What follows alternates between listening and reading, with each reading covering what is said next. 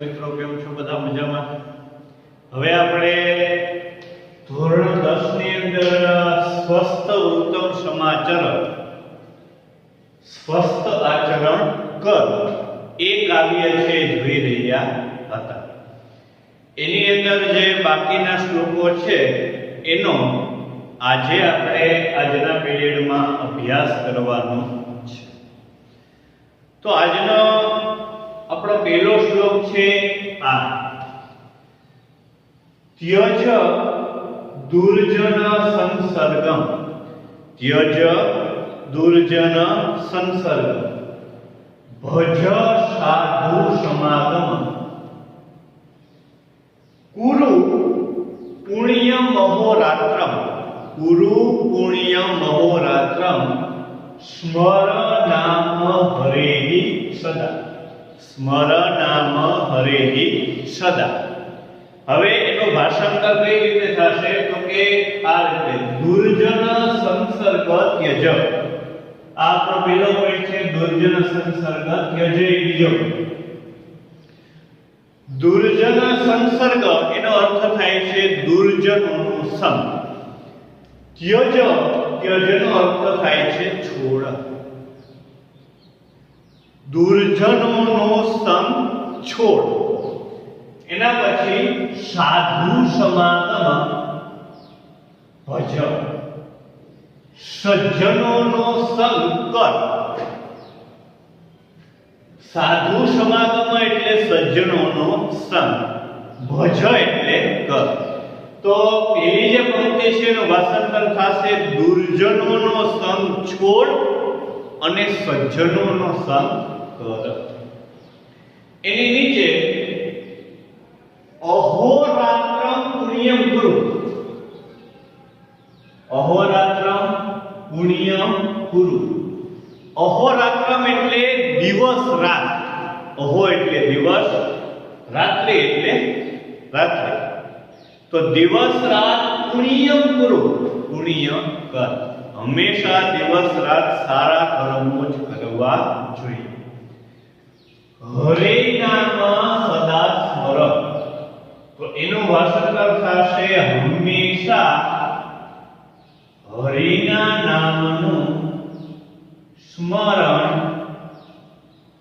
હરિના નામનું સ્મરણ કર.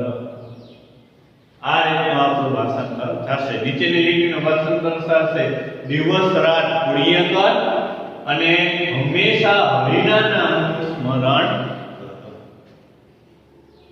ફરીથી ભાષાંતર કરું છું: દુર્જનોનો સંગ છોડ અને સજ્જનોનો સંગ કર.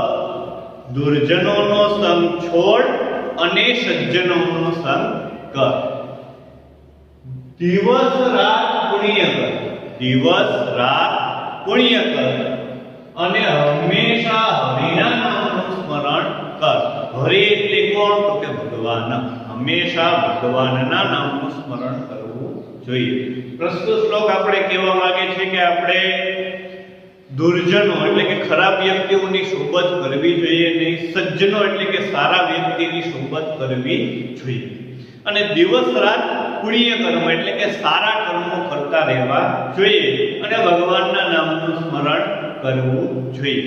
આપણે આગળ થઈ ગયા તેમ આ શ્લોકનો ઉદ્દેશ છે પુત્રના હિતમાં રચ્યા બચ્યા, પુત્રના હિતમાં લાગેલા પિતા પોતાના પુત્રને આ શ્લોકનો ઉપદેશ આપી રહ્યા છે. તો આ રીતે આપણો પ્રથમ શ્લોક હતો.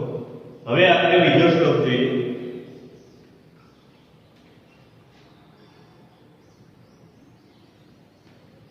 પ્રવિચાર્ય ઉત્તરમ દેયમ, પ્રવિચાર્ય ઉત્તરમ દેયમ, સહસા ન વદેહિ ક્વચિત, સહસા ન વદેહિ ક્વચિત, શત્રોરપી ગુણાગ્રાહ્યા, શત્રોરપી ગુણાગ્રાહ્યા, દોષાસ્ત્યાજ્યા ગુરોરપી, દોષાસ્ત્યાજ્યા ગુરોરપી.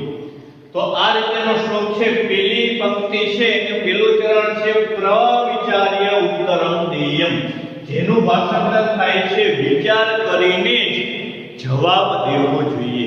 વિચાર કરીને જ ઉત્તર દેવો જોઈએ. પ્રવિચાર્યોત્તરમ દેયમ. આ આપણો પહેલો પોઈન્ટ છે, વિચાર કરીને જવાબ દેવો જોઈએ. પછી બીજી પંક્તિ શું છે? સહસા ન વદે પચિત. સહસા એટલે એકાએક, ઉતાવળું. ક્યારેય બોલવું જોઈએ નહીં. આપણે જ્યારે કોઈ શબ્દ ઉતાવળમાં બોલી રહીએ છીએ પછી આપણે શબ્દોના ગુલામ થઈ જઈએ છીએ. તીરમાંથી છૂટેલા બાણ અને મુખમાંથી બોલાયેલા શબ્દોને પાછા વાળી શકાતા નથી. માટે હંમેશા ઉતાવળે બોલવું જોઈએ નહીં. આ જે લીટી છે સહસા ન વદે પચિત, એ બોર્ડના પેપરની અંદર અર્થ વિસ્તારમાં 1 વર્ષમાં પૂછાઈ ગયેલી છે. માટે એનું ખાસ ધ્યાન રાખજો. અને આ જે કાવ્ય છે એમાંથી ભાષાંતર ખાસ પૂછાવાની શક્યતા છે. આ કાવ્યનું ભાષાંતર ખૂબ જ અગત્યનું છે, એ પણ ધ્યાન રાખજો. વિચાર કરીને ઉત્તર દેવો જોઈએ, ક્યારેય ઉતાવળે બોલવું જોઈએ નહીં, એકાએક બોલવું જોઈએ નહીં. પછી નીચેની લીટી છે શત્રુરપી ગુણાગ્રાહ્યા. શત્રુના પણ ગુણોને ગ્રહણ કરવા જોઈએ. આપણે કોઈને એવું માનીએ છીએ કે અમારો શત્રુ છે, તો એની અંદર પણ સારા ગુણો છે એ હોઈ શકે છે. આગળના ધોરણમાં પ્રાઇમરીમાં આપણે એક શ્લોક આવતો, યોજકસ્તત્ર દુર્લભ, શિયાળવાળો પાઠ, કે શિયાળના તો બધા અંગ વાંકા છે, સોરી ઊંટના તો બધા અંગ વાંકા છે, છતાં ઊંટ છે કેવું છે? તો કે રણનું જહાજ છે. ઊંટ કહેતો હતો કે આના અંગ વાંકા, આના અંગ વાંકા, પણ ઊંટના તો બધા અંગો વાંકા છે, છતાં રણનું જહાજ છે. એટલે કે કોઈ પણ એવી વનસ્પતિ નથી કે જેમાં ઔષધિના ગુણ હોય ન હોય, અને કોઈ પણ એવો શબ્દ નથી કે જે મંત્ર બની શકે નહીં. પરંતુ એને ઓળખનાર કેવો છે? દુર્લભ છે. એમ આપણે જેને શત્રુ માનીએ છીએ કે શત્રુના પણ કોઈ સારા ગુણ હોવા જોઈએ, તો એ ગુણોને ગ્રહણ કરવા જોઈએ. યાદ રાખજો કે જીવનમાં જો આગળ વધવું હોય તો શત્રુના પણ ગુણોને ગ્રહણ કરવા જોઈએ. અને એના પછીની લીટીને દોષા ત્યાજ્યા કરો. આપણા ગુરુના કોઈ દોષ હોય તો એને ત્યાગ કરવા જોઈએ. ગુરુના પણ દોષોને ત્યાગવા જોઈએ. શત્રુના પણ ગુણોને ગ્રહણ કરવા જોઈએ અને ગુરુના પણ દોષોને ત્યાગવા જોઈએ. આ રીતનું ભાષાંતર થાય છે. ફરીથી ભાષાંતર બોલું છું. વિચાર કરીને જવાબ દેવો જોઈએ. ઉતાવળે ક્યારે બોલવું ન જોઈએ, એકાએક ક્યારે બોલવું ન જોઈએ. શત્રુના પણ ગુણોને ગ્રહણ કરવા જોઈએ અને ગુરુના પણ દોષને ત્યાગવા જોઈએ. આ આપણા આજના બીજા શ્લોકનું ભાષાંતર થાય છે, જે અહીં લખેલું જ છે. હવે ત્રીજો શ્લોક પહેલા હું બોલી જાઉં છું, પછી એનું ભાષાંતર કરું છું. ધ્યેયમ સનાતનમ બ્રહ્મ, ધ્યેયમ સનાતનમ બ્રહ્મ, હેયમ દુઃખમનાગતમ, હેયમ દુઃખમનાગતમ, કાયિકમ સુખમાદેયમ, કાયિકમ સુખમાદેયમ, વિધેયમ જનસેવનમ, વિધેયમ જનસેવનમ. હવે એનો ભાષાંતર. સનાતનમ બ્રહ્મમ ધ્યેયમ. સનાતન બ્રહ્મનું ધ્યાન કરવું જોઈએ. સનાતન બ્રહ્મનું ધ્યાન કરવું જોઈએ. સનાતન શબ્દ શું કહેવા માંગે? તો કે સનાતન શબ્દ એ કહેવા માંગે છે કે જ્યારે આપણે પણ નહોતા ત્યારે ભગવાન હતા. આપણે છીએ તો પણ ભગવાન છે, આપણે નહીં હોઈએ તો પણ ભગવાન હશે. ભગવાન માટે અહીંયા શબ્દ વાપર્યો છે બ્રહ્મ.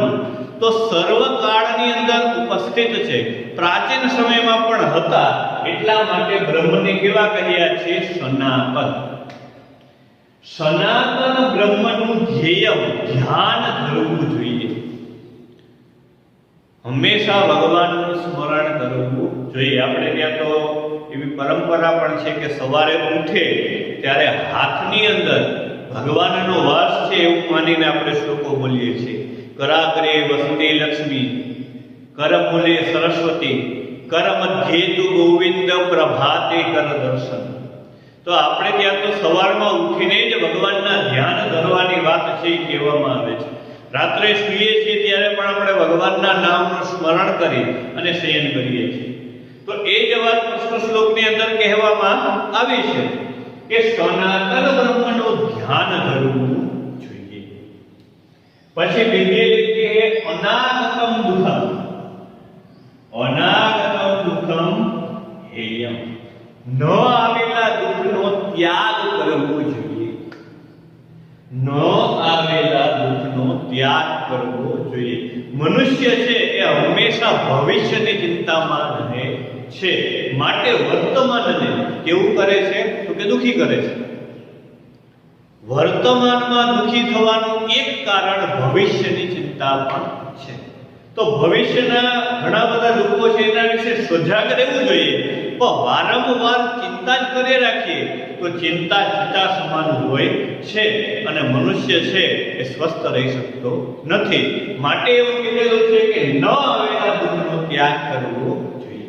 સજાગ રહેવાનું પણ વધારે વિચારવાનું નહીં. અનાગતમ દુઃખમ હેયમ, ન આવેલા દુઃખનો ત્યાગ કરવો જોઈએ. સનાતન બ્રહ્મનું ધ્યાન ધરવું જોઈએ અને ન આવેલા દુઃખનો ત્યાગ કરવો જોઈએ. કાયિકમ સુખમાં દેયમ, શરીરના માધ્યમથી, કાયા એટલે શરીર, શરીરના માધ્યમથી સુખ પ્રાપ્ત કરવાનો પ્રયત્ન કરવો જોઈએ. હસતો નર સદા સુખી, જે હંમેશા સુખી રહે છે, ખુશ રહે છે, એનું સ્વાસ્થ્ય પણ કેવું રહે છે તો કે સારું રહે છે. આ જે વાત ધોરણ 9 માં આપણે ચરક સંહિતા પાઠમાં જોઈએ કે આપણે સુખી રહીએ, આપણે ખુશ રહીએ તો એનો પણ આપણા શરીર ઉપર પ્રભાવ પડે છે અને આપણને દુઃખ પ્રાપ્ત થતું નથી. એટલા માટે શરીરના માધ્યમથી સુખ પ્રાપ્ત કરવાનો પ્રયત્ન કરવો જોઈએ. અને જન સેવાનું વિધેયમ, લોકોની સેવા કરવી જોઈએ. શરીરના માધ્યમથી સુખ પ્રાપ્ત કરવાનો પ્રયત્ન કરવો જોઈએ અને લોકોની સેવા કરવી જોઈએ. આપણે ત્યાં તો કહેવત છે કે જન સેવા એ જ પ્રભુ સેવા. લોકોની સેવા કરીએ એ જ કોની સેવા છે તો ભગવાનની સેવા છે. લોકોની સેવા કરવાથી ભગવાનની સેવાનું પુણ્ય પણ પ્રાપ્ત થાય છે. તો આપણે લોકોની સેવા કરવી જોઈએ. ફરીથી ભાષાંતર જોઈએ. સનાતન બ્રહ્મનું ધ્યાન ધરવું જોઈએ, ન આવેલા દુઃખનો ત્યાગ કરવો જોઈએ, શરીરના માધ્યમથી સુખ પ્રાપ્ત કરવાનો પ્રયત્ન કરવો જોઈએ અને લોકોની સેવા કરવી જોઈએ. આ રીતે અહીં 3 શ્લોક આપેલા છે અને ત્રણેય શ્લોકનું ભાષાંતર પણ અહીં આપવામાં આવેલું છે. તમે ખાસ આ ભાષાંતર તમારી નોટબુકની અંદર નોંધી લેજો, કારણ કે આ કાવ્યમાંથી બોર્ડની પરીક્ષામાં 100% ભાષાંતર પૂછાવાની શક્યતા છે. આ કાવ્યમાંથી શ્લોક પૂર્તિના શ્લોકો આવતા નથી. ક્યારેક અર્થ વિસ્તારમાં એકાદી પંક્તિ પૂછાઈ જાય, પણ 100% દર વર્ષે બોર્ડની પરીક્ષામાં કાવ્યમાંથી ભાષાંતર પૂછાય છે. તો ખાસ ભાષાંતર છે આ કાવ્યનું પાકું કરો. જય સ્વામિનારાયણ.